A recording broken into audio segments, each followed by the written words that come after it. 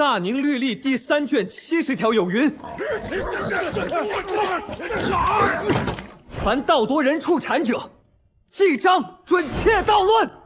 尔等刁民，公堂之上竟敢互殴，成何体统？还不速速放手！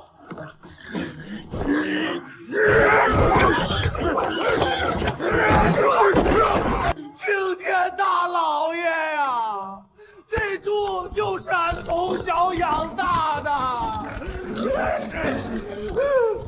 屁股上还有个胎记。胡说！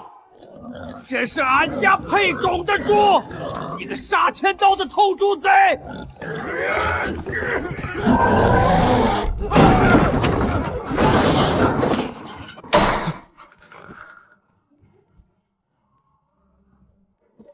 大人，惊堂木再拍，这案桌就要散架了。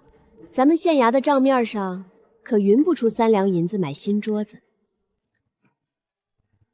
夫人来公堂作审，后院夫人不得干政。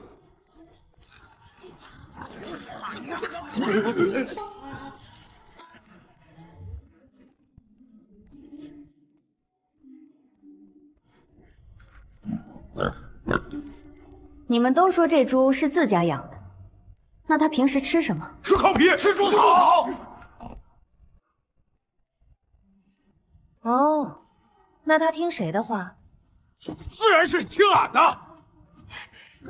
俺叫他一声，俺叫他一声，他准应。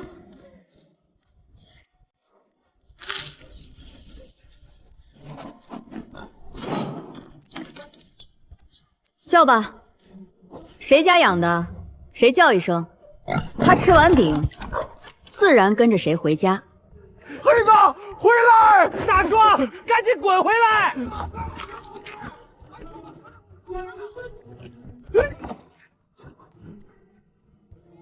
哎呀，俺昨晚泡丢的猪咋搁这儿了？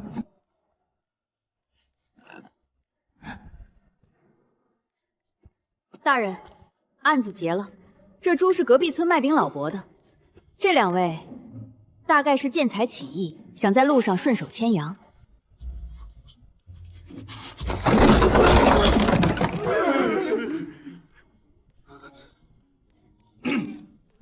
退堂！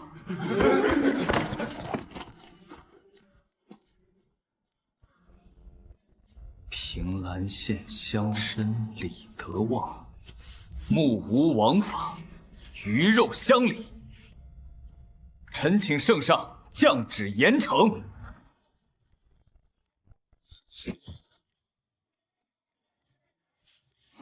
大人，弹劾的折子递到京城，快马加鞭，也得半个月。但咱们今晚的米缸，连老鼠进去都得含着眼泪出来。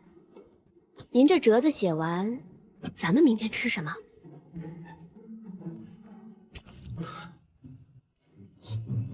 岂有此理！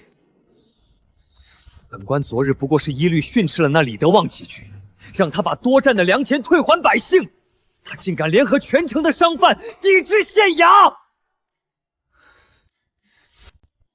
今日一早，衙役集体告病，厨子跑了，连门口卖菜的大娘看到本官都绕道走。这大明朝的天下，到底是皇上的，还是他李家的？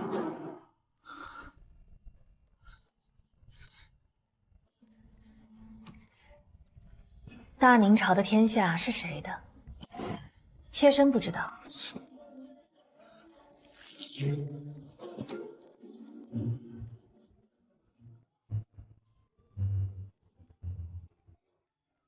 妾身只知道，大人要是再饿着肚子动怒，明儿个平兰县就要换第4任县令了。前3任怎么走的？大人忘了？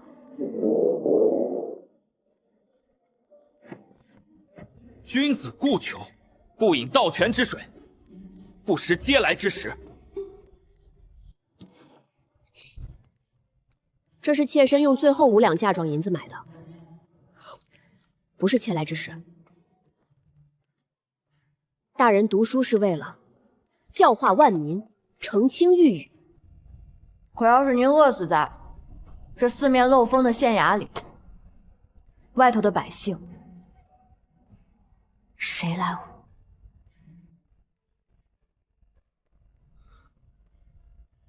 这叫出师未捷身先死，蠢死的。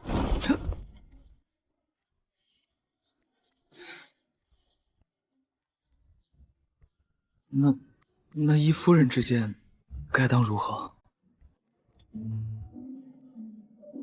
大人只管在前面守着您的王法，做您的青天大老爷。这后院的人情世故，还有咱们明天的饭钱，交给我。夫人要去何处？去敲本地最大粮商的后门。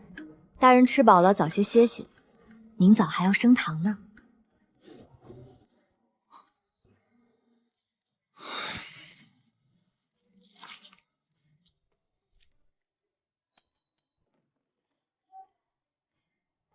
嬷嬷辛苦，劳烦通报钱夫人一声，就说新任县令家办柳氏特来请教苏绣的披丝针法。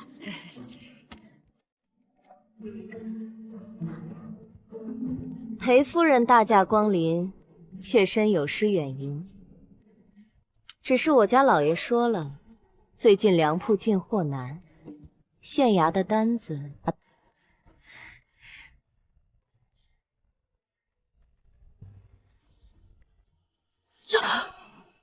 这可是双面三义绣。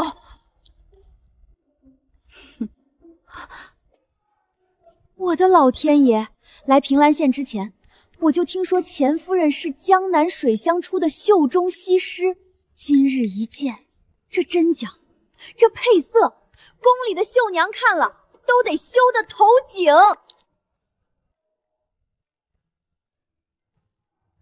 裴夫人也懂绣法？我不懂，但我家那块木头懂啊。我家裴大人读了几本破书，天天在家里知乎则也，嫌弃我穿的寒酸，绣的花像鸭子。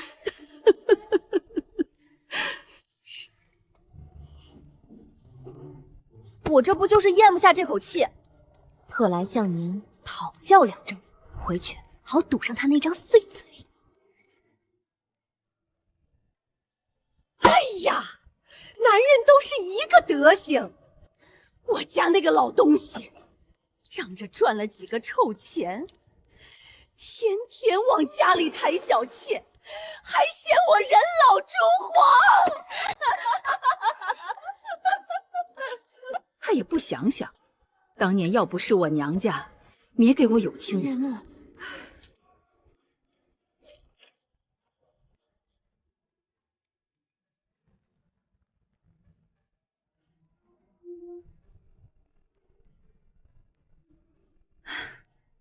姐姐是个有福气的，不像我。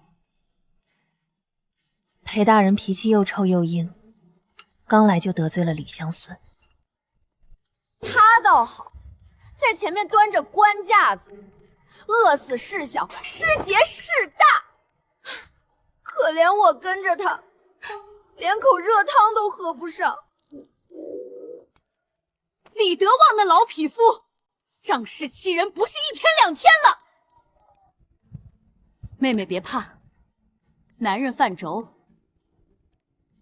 咱们女人不能跟着挨饿。来人，去后院粮仓装10斗最好的精米，再装2筐新鲜水灵的菜蔬，用我的私车从后门给妹妹送去。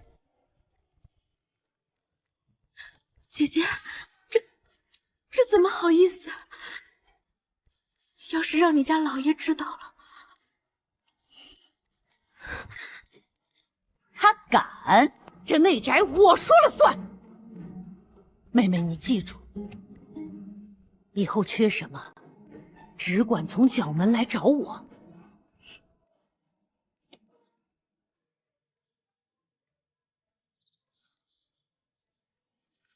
只要找到钱家偷税漏税的证据，本官就能一律拿他，逼他开仓。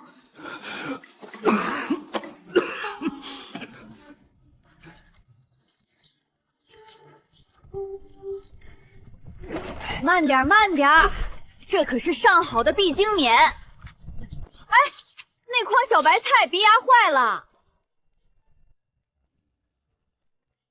夫人，夫人，你竟敢私相授受，收受贿赂！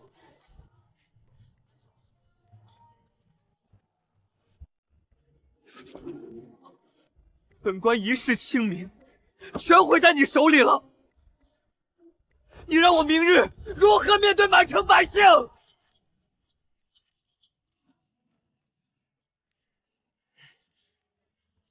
唉，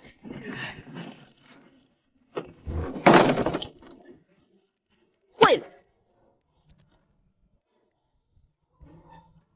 顺便搭了一张平兰县豪绅关系图。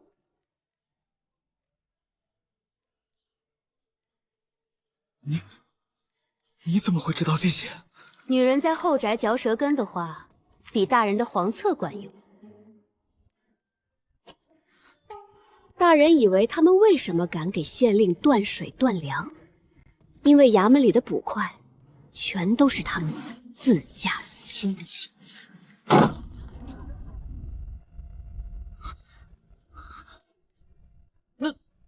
那也不该拿人家的米，此乃不义之财。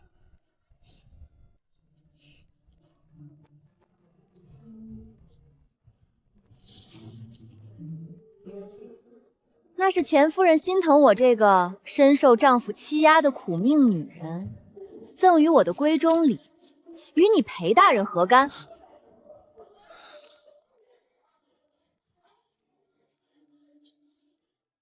大人有空在这里跟我论君子之道，不如先看看这个。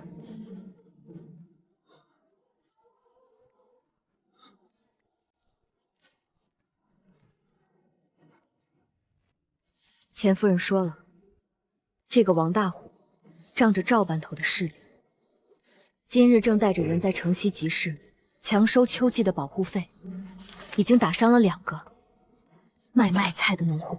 赵班头装病不管，大人，您的王法现在打算去管管吗？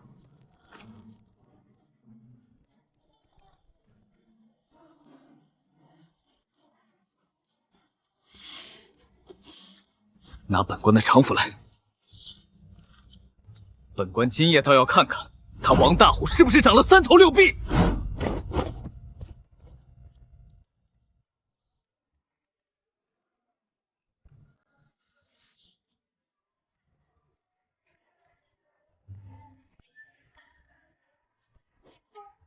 生火，先蒸3碗大白米饭。平兰县的规矩，就是我王大虎的规矩。交不出秋税，就拿你家的摊子底。住手！光天化日强抢民财，大宁律例在你眼中究竟是何物？哟，哪儿来的酸秀才？搁这儿给老子拜书呢？你问问这集市上的街坊，在这平兰县，是他的大宁律规管用，还是老子沙伯大的拳头管用？本官乃新任平览县令裴正，你等若敢动粗，便是殴打朝廷命官，罪加一等。县令，裴大人，我表哥赵班头今儿个可是重病在床呢。你个光杆司令，跑到我的地盘上，充什么大尾巴狼？今晚就是打折你一条腿，抱上去。也是你夜路不慎摔的。虎哥不好了，你家里出事儿了，老太太发了好大的火，正拿着拐杖要敲断大嫂的腿。腿呢，说让你赶紧滚回去。我的败家娘们儿又干啥了？走，赶紧回家！站住！本官今日非拿你归案不可！娘，怎么了？是不是那娘们儿又气你了？好闺女啊，我这双老寒腿疼了10几年了，也就是你能下这么重的手给她揉热乎喽。那个不孝的娼妇，天天只知道嗑瓜子儿，哪管我死活！干娘，快别生气了，气坏了身子，可是咱们自己的。大哥在外头拼死拼活的赚钱养家，嫂子不懂事儿也是有的。以后呀，女儿天天来给您按腿，保准您冬天能下地走路。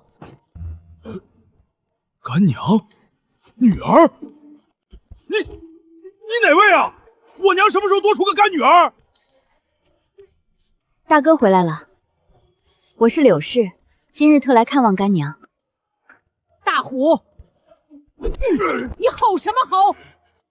我告诉你，亲娘今天不仅治了我的腿，还给我送来了上好的猪肉和补药。这闺女贴心，我已经认她做干女儿了，还不赶紧给你干妹妹磕头？以后你要是敢欺负她，老娘就全当没生过你这个畜生！干妹妹，大哥快请起，这可是折煞妹妹了。王大虎，束手就擒吧！本官今日就是拼了这条命。夫人，你为何在此？你是县令的夫人？哎呀，大人怎么搞成这副样子？大哥，这位就是你妹夫，她这人脾气直，死板得很。若是有什么得罪大哥的地方，妹妹替他赔个不是。至于那个赵班头的病，草民王大虎见过县令大人。大人放心，赵班头的病，草民今晚就去帮他治好，明早保证衙役全员到齐，听候大人差遣。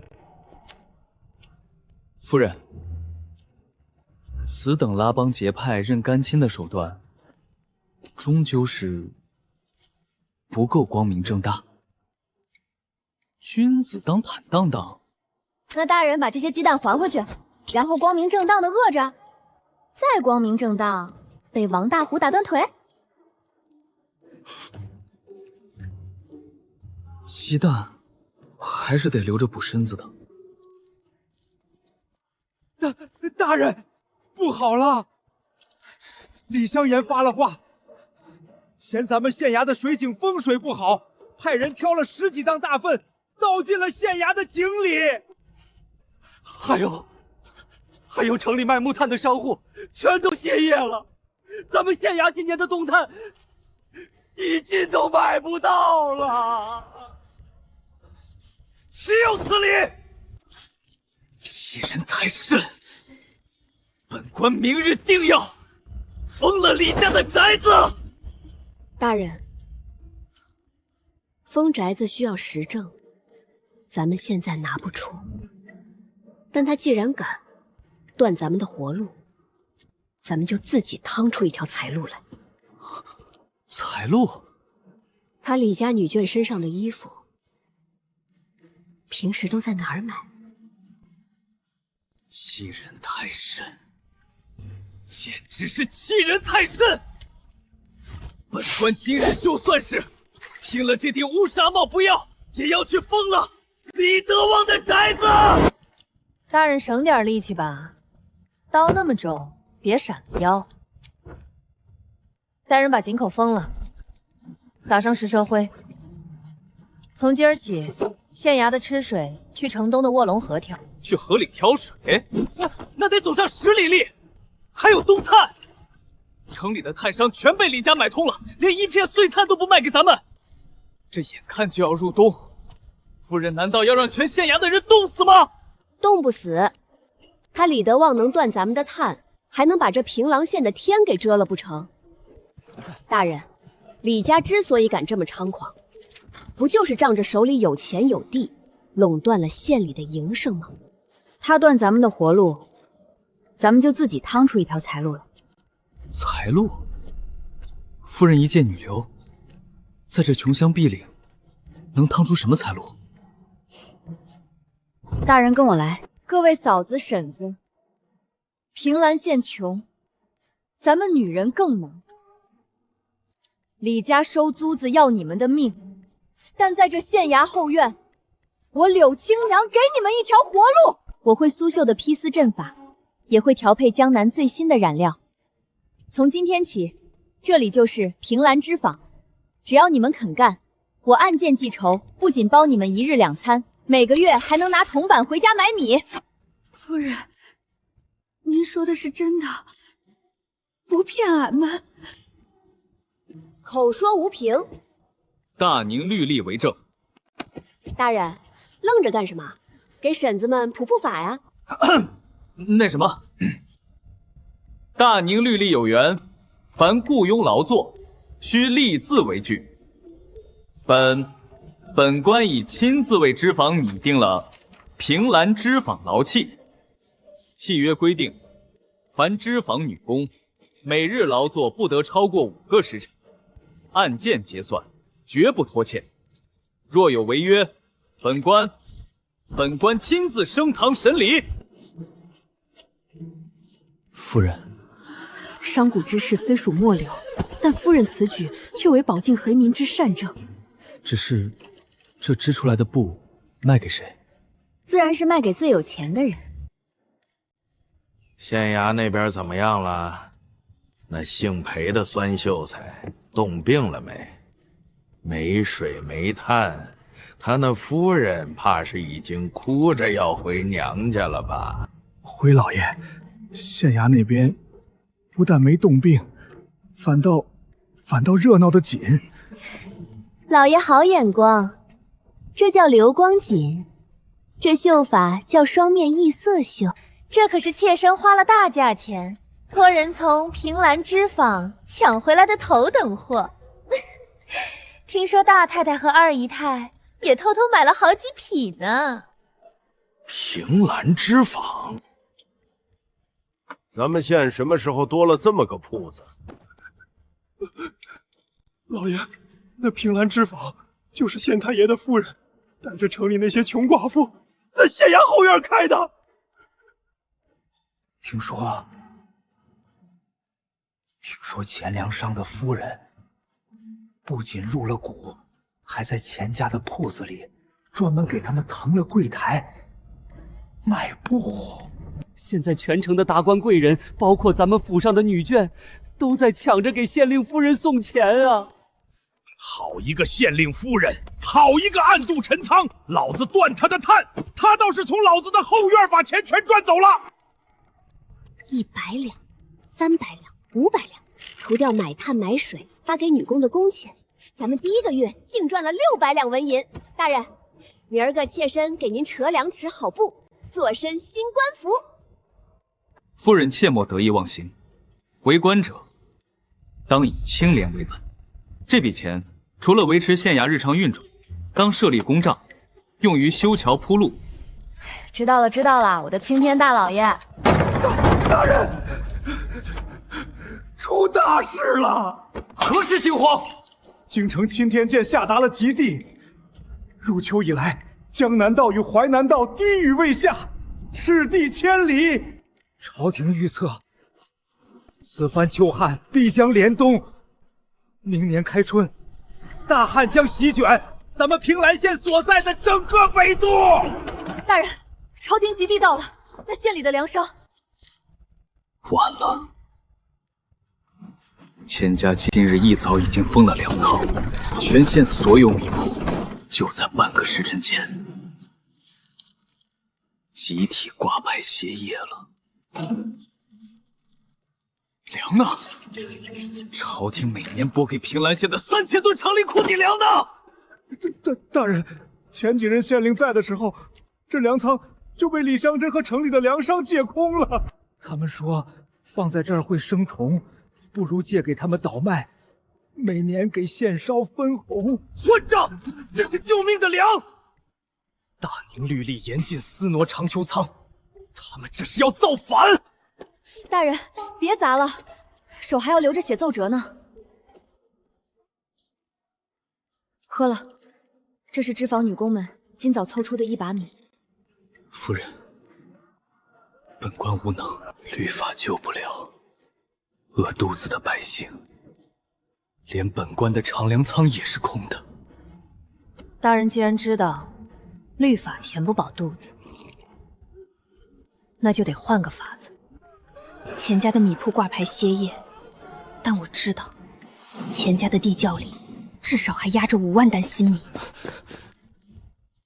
赈灾良策，不过是一场鸿门宴罢了。去，大人不仅要去，还要穿上你最体面的官服，挺直腰板去。你拖住他们，千万别松口，剩下的交给我。裴大人，请啊！这灾年不易，我们几个老头子也是想替县衙分忧。是啊，大人，如今外头乱得很，这粮价嘛，自然也得按规矩浮动。我们商量了一下，只要大人在这份平价调令上盖上县衙的大印，我们立刻开仓放粮，绝不含糊。3000文，平日里斗米不过几十文，你们这是翻了100倍！这哪里是平价调令，这分明是催命符！大宁律例明文规定，遇灾荒之年，粮商敢抬高粮价30%者，杖8职；翻倍者，流放。尔等是想掉脑袋吗？裴大人，律法是皇上定的，但这平兰县的规矩是我们定的。今天这印，你盖也得盖，不盖也得盖。左右这兵荒马乱的，县太爷为了护粮被流民打死，也是一桩佳话，不是？尔等乱臣贼子，本官宁死也绝不盖这敲骨吸髓的印！姐姐，妹妹，你怎么来了？那个杀千刀的老钱不仅抢了我的对牌钥匙，还把我关在这里，说我胳膊肘往外拐，不许我再接近你。姐姐别哭了，现在不是哭的时候。老钱今天联合李德旺，要逼我家大人签天价粮期。姐姐，你可知囤积居奇，逼死灾民？一旦朝廷赈灾的钦差到了，这是满门抄斩的死罪。他们这是在带着钱家往鬼门关闯啊！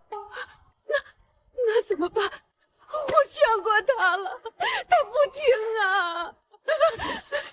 他说李香山在京城有大靠山。李德旺的靠山保的是李家，可不是你钱家。姐姐，你想想你那2个还没成家的儿子，想让他们给老钱陪葬吗？现在能救钱家的只有你。我一个妇道人家，你是钱家的大娘子，这内宅的账目一直是你管的。你告诉我，老钱为了逃税，这几年做假账的阴阳账册到底藏在哪儿？只要拿到它，就能逼老钱悬崖勒马，开仓放粮，还能在县衙这里记上一笔大功。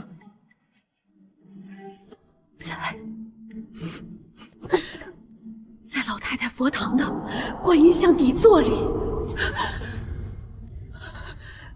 妹妹，你快去，替我拦住那个老糊涂！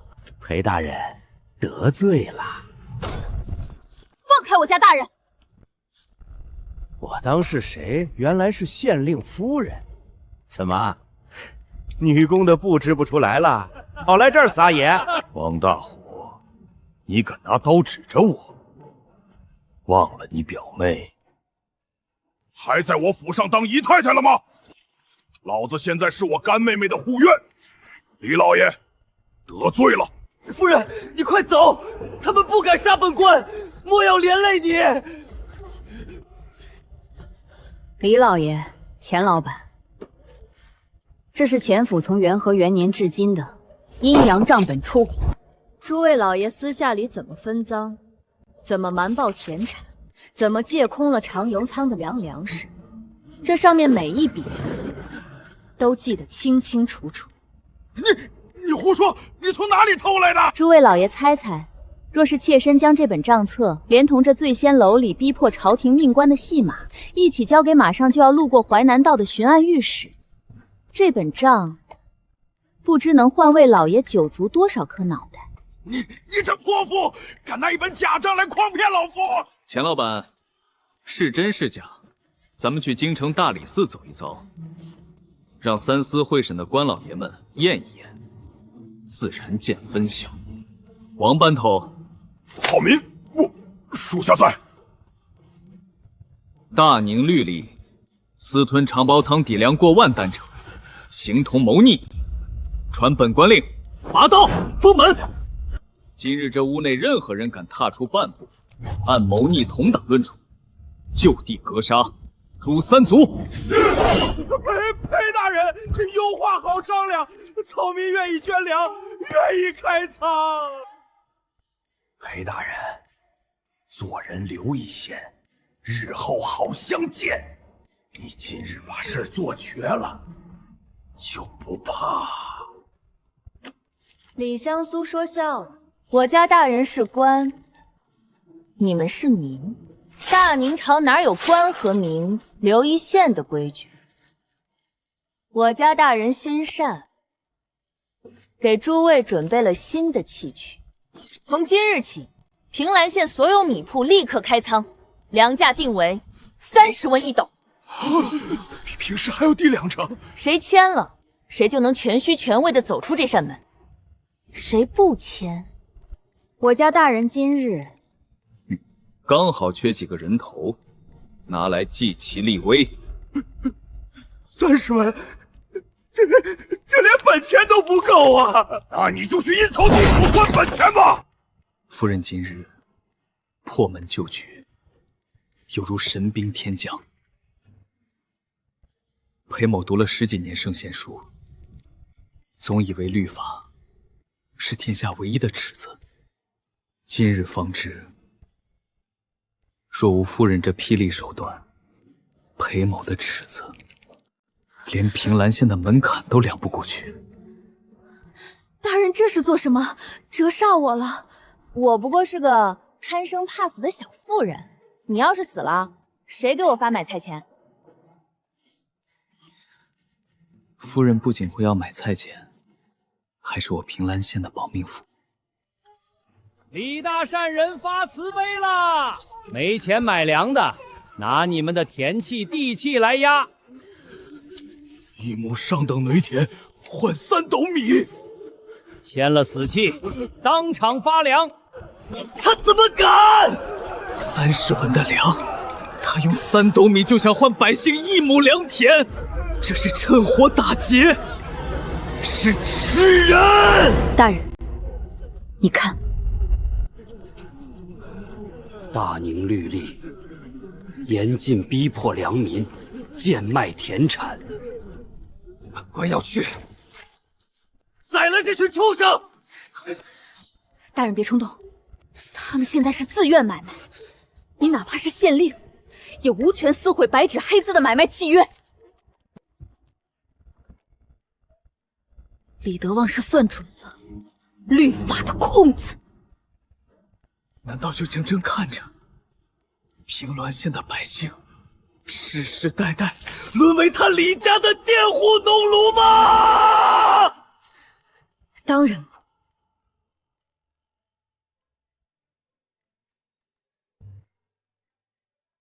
大人，你还记不记得，你上任第1天审的那个案子？第1天，争猪案。对，那头猪是从隔壁村跑来的，对吧？可我这几个月查阅县衙的图册，平兰县往西走，全是深山老林，哪来的隔壁村？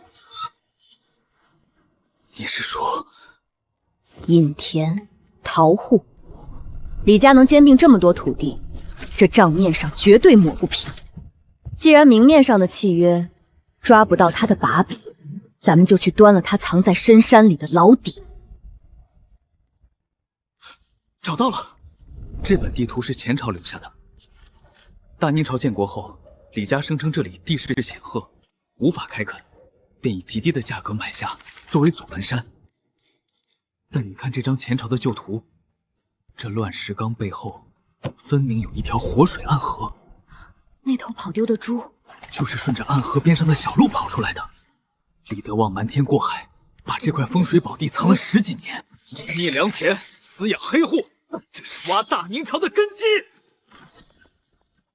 王大虎，属下在。点齐县衙所有带刀捕快，带上火把和绳索，随本官去刨了李家的祖坟山。大人，大人且慢。单凭尹田，按大宁律，顶多罚没家产，流放3000里。李德旺在京城有靠山，只要他不死，在流放路上他就能买通关节，东山再起。到时候死的就是我们。夫人的意思是，要让他死，就得拿到他必死的铁证。李德旺这几年掏空长粮筐，行贿上一任县令的亲笔书信，一定就藏在他的内宅里。大人去带人抄他的底，我去抄他的家。不可！李府戒备森严，你只身前往太危险了。谁说我是一个人？我可是带了千军万马。夫人，保重。什么人？李家的私人禁地，找死吗？找你爷爷的死！本官乃平兰县令裴正，奉王法，查抄尹田。胆敢反抗者，就地正法。大太太，不好了！县衙那位裴夫人带着几10个粗使妇人，说是来给您送布料，已经强行闯进二门了。裴夫人，你这是要做什么？强闯民宅可是重罪。大太太别急着扣帽子，我是来救你命的。你什么意思？你家老爷在外面趁火打劫，大肆兼并百姓土地，甚至在城西藏了1000亩尹田。这事儿大太太不会不知道吧？那是老爷的产业，与我何干？与你何干？半个时辰前，裴大人已经带着整个县衙的捕快去封了那片尹田。隐匿逃户是诛九族的死罪。李德旺眼看事情败露，已经准备卷铺盖跑路了。不过他带的不是你，而是这位娇滴滴的7姨太，以及你那份丰厚的嫁妆。你胡说！大太太若是不信，大可去老爷的书房看看，他的暗格里除了金票，肯定还有这几年行贿上一任县令私通京城权贵的书信。他把这些要命的东西留在这儿，就是想让你还有你的儿子留下来替殿下。这诛九族的死罪！这个老禽生！裴夫人，裴夫人，你既然来找我，定是有法子救我，我还不想死啊！带我去他的书房，把那些书信交给我。只要你交出铁证，算你首告之功。到时候李德旺问斩，你不仅能保住性命，我还能让裴大人做主，把你的嫁妆和李家1半的合法家产办给你那刚满10岁的儿子。裴夫人，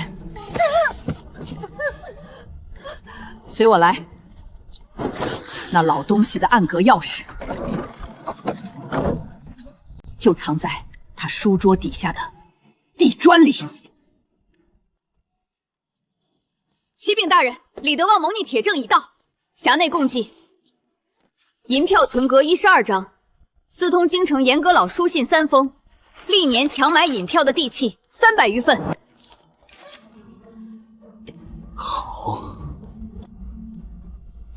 好一个李德万！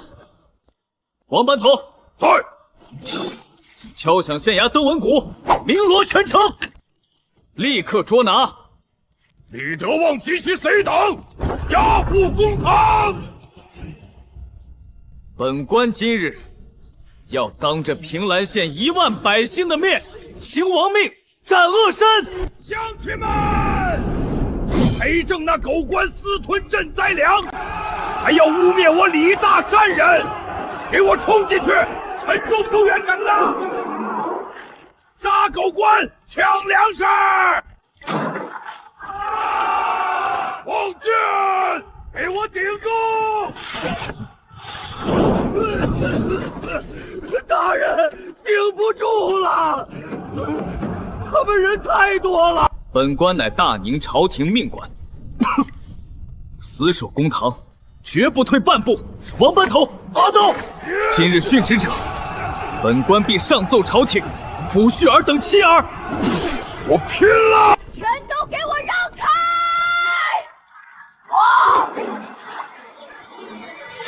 我的眼睛！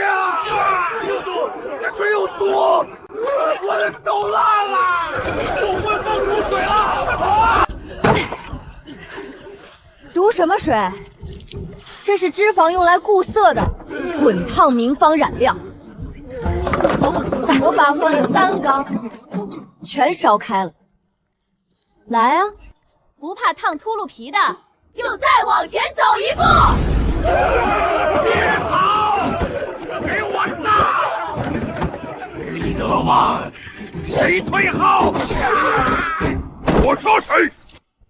裴正，你敢抓我？我是有功名的生源，我的靠山是京城的严阁老。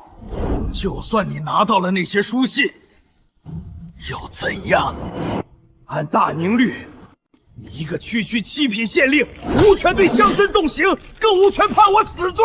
你得把我押进信京，交由刑部大理寺秋决。只要我不死，我就能翻案。大人，李德旺说的对，咱们没有亡命棋牌，若是擅杀乡绅，朝廷怪罪下来，您头顶的乌纱帽可就保不住了。李德旺，你确实把律法研究得很透，但你似乎忘了一条：大宁律例刑律篇贼盗卷，凡聚众持械攻打州县衙门者，视为谋反叛逆。谋反之罪，十恶不赦。依太祖高皇帝体律，凡遇谋叛暴乱，为防贼事蔓延，地方长官有权片以行事，就地正法，斩立决。你敢！裴正，你不能杀我！严阁老不会放过你的！王大虎，行刑！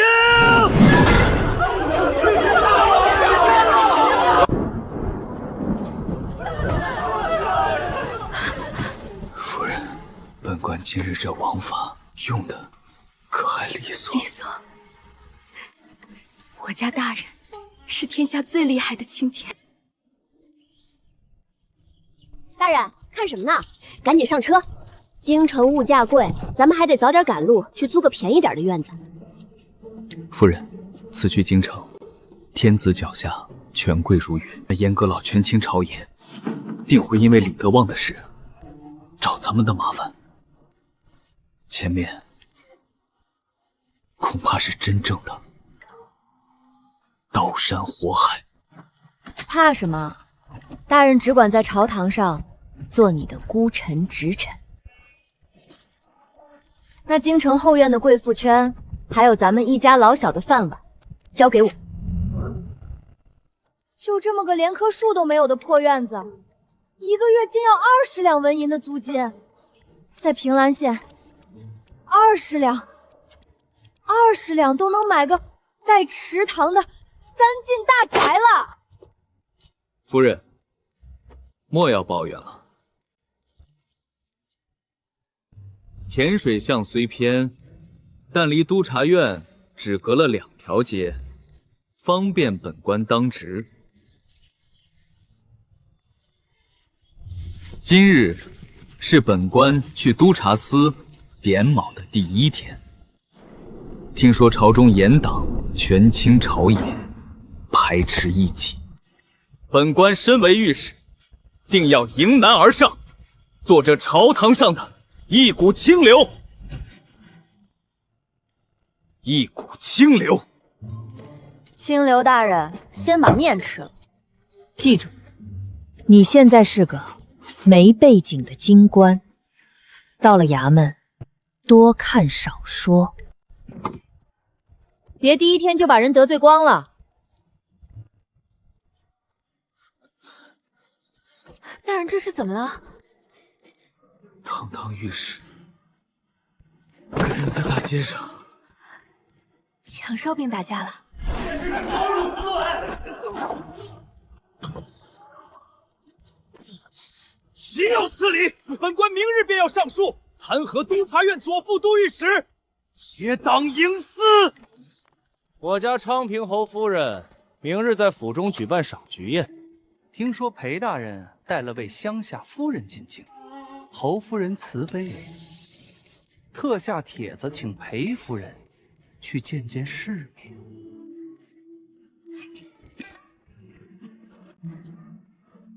欺人太甚！昌平侯是严阁老的女婿，他们这是明摆着要折辱于你。夫人，明日你称病，绝不能去赴这场鸿门宴。别撕啊！这帖子可是真金压的线呢，能刮下来半钱金子呢。夫人，都什么时候了，你还惦记着这点金子？那些京城贵妇，个个眼高于天，吃人不吐骨头。你若去了，他们定会拿平兰县的穷酸事来羞辱你。羞辱我？大人，他们不是吃人不吐骨头的母后，他们是行走的钱袋子。我正愁咱们平兰之方的货在京城打不开销路，这昌平侯夫人简直是活菩萨。听说那裴御史的夫人以前在平兰县是跟一帮穷寡妇混在一起织布的。哎呦，那得多粗鄙啊！这种乡野村妇怕是连茶都不会品。侯夫人请她来，咱们可得好好开开眼界。裴御史夫人，柳氏到。裴夫人，快免礼。听说裴夫人初来京城，想必很多东西都没见过。来人，给裴夫人上一杯上好的蒙顶甘露，让她尝尝鲜。多谢侯夫人，这茶确实好，比起我家大人在平原县喝的粗茶，简直是天上地下。是啊。听说平兰县穷山恶水，裴夫人在那种地方，连件像样的衣服都买不到，还得自己跟寡妇们织布呢。今日这身衣服，莫不是倾家荡产才借来的吧？这位夫人说的极是。平兰县穷啊，买不起好料子。没办法，妾身只好带着县里的妇人们自己瞎琢磨。比如妾身身上这件流光锦，就是我们平兰织坊自己染自己织的粗笨玩意儿，因为太不值钱了。来京城的时候，我只带了10几匹，准备随便做2身睡衣穿穿。让诸位夫人见笑了。你说什么？这是你们自己织的？是啊，这料子有个缺点，就是在太阳下太招摇了，像水波一样晃眼。诸位夫人穿惯了蜀锦、云锦，自然是看不上这种小玩意儿的。谁说看不上？裴夫人，你刚才说带了10几匹。裴夫人，我出100两银子买你1匹，我出150两。诸位夫人别急，这布料虽不值钱，但也是我们平兰县百姓的一点心意。我家大人常说，京城是首善之地，夫人小姐们心肠最好。这布我不卖，全当给诸位夫人赔个初来乍到的不是。只是这位妹妹面色不佳，似乎是被京城的秋风吹伤了肌肤，粉都浮起来了呢。裴夫人慎言，这位可是严阁老府上的大少奶奶。少奶奶莫慌，这京城秋燥最伤皮肤。这是我平颜脂肪用珍珠粉和江南深山茶油特制的玉容膏，不仅滋润，还能定妆。少奶奶若不嫌弃，拿去试试。多谢裴夫人，不怕你笑话。最近府里公公脾气大，我夫君又因为督建城外庄子的事儿挨了骂，我这整日心力交瘁，才弄得这般憔悴。少奶奶辛苦了，家家有本难念的经，以后若是心里烦闷，随时来甜水巷找我。咱们女人家别的帮不上，一起喝喝茶，说说体己话。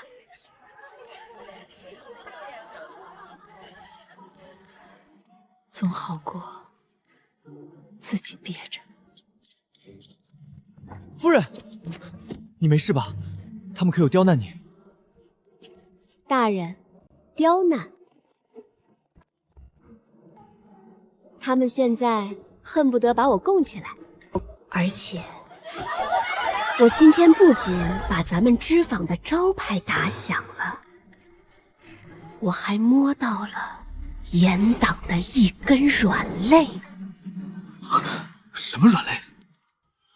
严阁老在城外督建月制的庄子逾制了，他那大儿媳亲口说的。臣有本奏，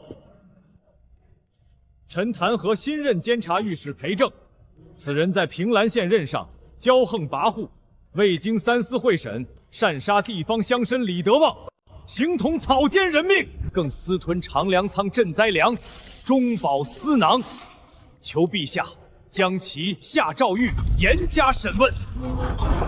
一派胡言！李德万勾结流寇，火烧县衙，意图谋反。微臣依大宁律例，宪变刑事之权，将其就地正法，乃是保境安民。至于常培正，微臣到任时早已被李德旺等人搬空，何来私吞之说？裴大人好一张利嘴，李德旺乃是秀才出身的良善乡绅，明明是饥民暴乱，你却杀良冒功，把谋反的帽子扣在死人头上，死无对证。你有何证据？微臣有李德旺幸会前任县令，并私通京城。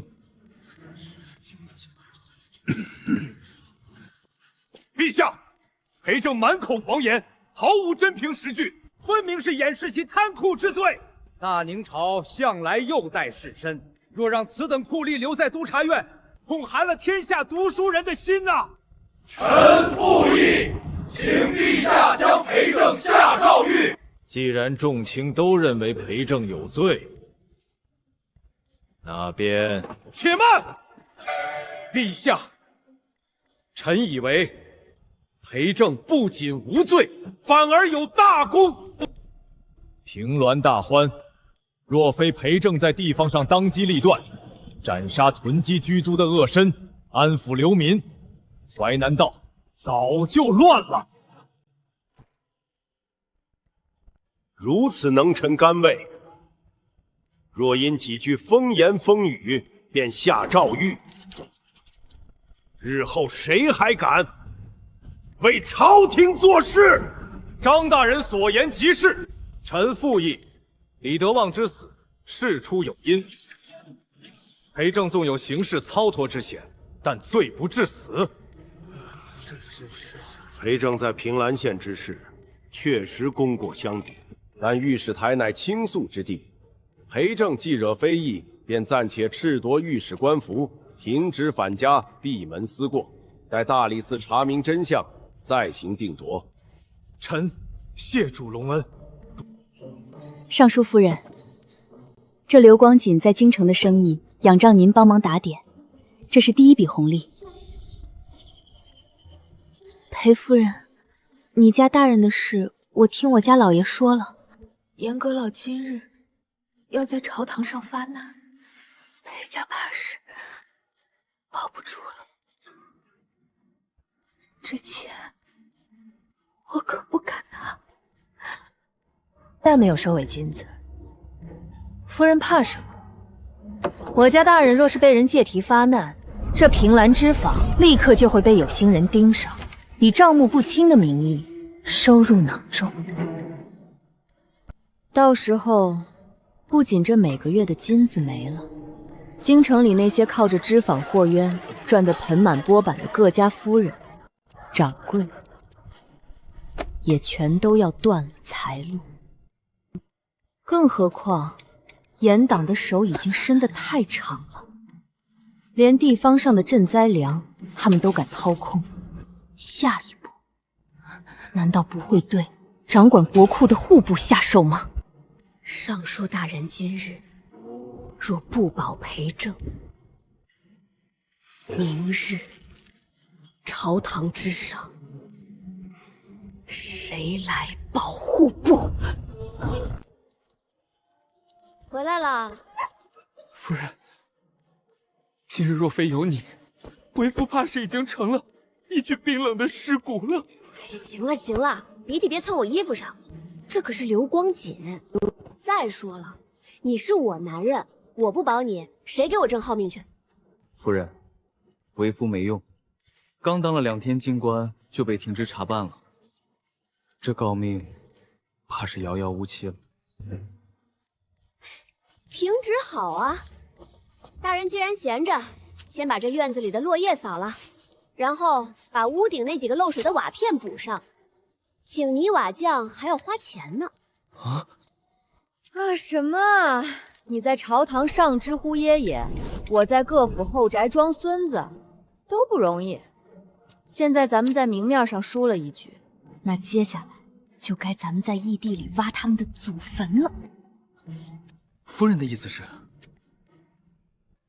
严阁老部不是想用李德旺的案子弄死你吗？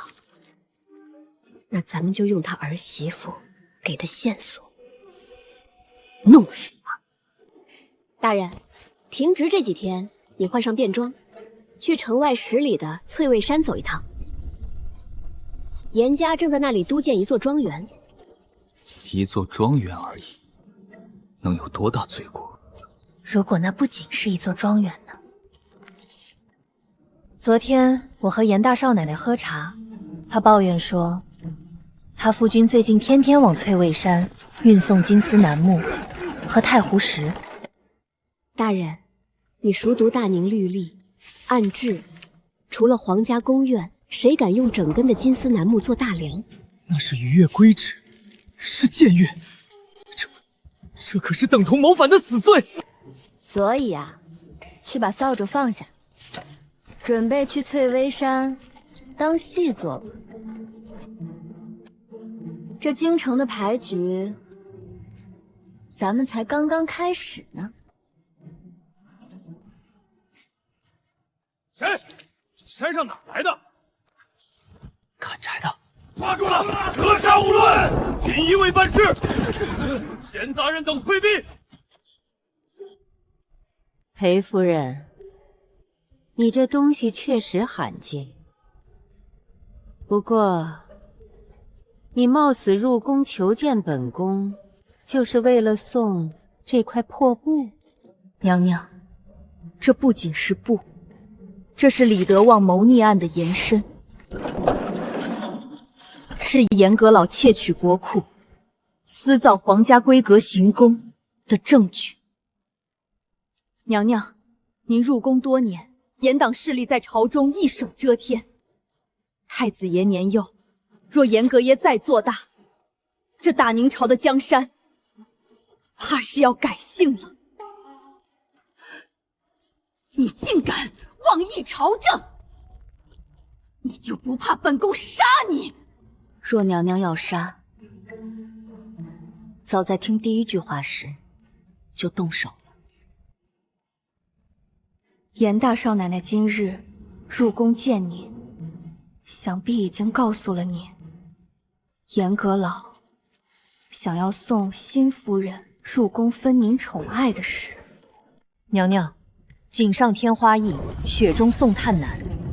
这份证据是您保住后位，也是保住皇室威严的唯一筹码。传谕书房，就说本宫有要事，请皇上移步。陛下，微臣已查实，翠微山庄园32根金丝楠木大梁，28处龙纹雕饰，皆有图证，账册为据。严阁老以都监参墨赈灾银20万两，所见行宫规格与皇家愿景无二。君上，翠微山别院已按令看守，已发现异常木料共32根，特殊纹饰28处，并有款项流向账册1套，请君上亲阅。严嵩，你竟敢僭越皇权，私造行宫，贪墨赈灾粮，传朕旨意，严嵩革职查办，严党骨干悉数下狱。哟，裴大人回来了，怎么样？严老头下台了？这次严党彻底完了。夫人，这京城风雨已歇，为夫升了官，俸禄涨了3倍，咱们以后能不能少去后宅，折腾那些惊心动魄的事了？那可不行。大人，你虽是清官，可若是没人护着，这朝堂上还是会有人给你使绊子。这诰命夫人的位子，我还没坐热呢。好，那夫人就护着为夫一辈子。